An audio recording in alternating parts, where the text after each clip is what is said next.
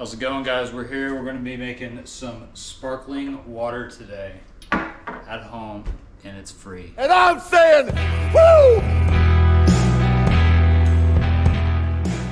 Alright guys, so the first thing you're going to do is fill up your keg with tap water. We like tap water because it's got chlorine in it, and that keeps the sparkling water nice and fresh. You don't have to worry about sanitizing anything with tap water. We're going to obviously get a cucumber fresh out of the garden. And we're going to throw this in there. Next, we're going to use essential oils. These are food grade essential oils. We got lemon and lime because who doesn't love lemon and lime? I like it a lot. We're just going to dunk these in and give them like 2 or 3 Shake a leg! Next up, we got our electrolytes.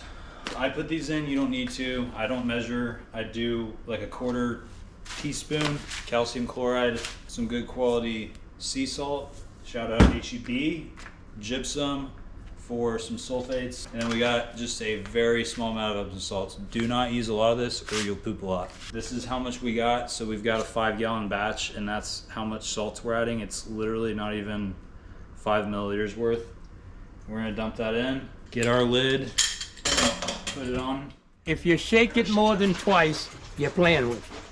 All right, so the next thing we're gonna do, guys, is we're gonna carbonate it. So we've got CO2. I know a lot of you don't have this, so maybe look into getting set up. You're gonna snap that sucker on there. We're gonna turn our air on and pump this up to about 30. Do that a few times, and then the key to having this ready faster, put it on its side, and you get a big old air bubble here, and then put it in the fridge, and you're done. 10,000 days, my woman straight.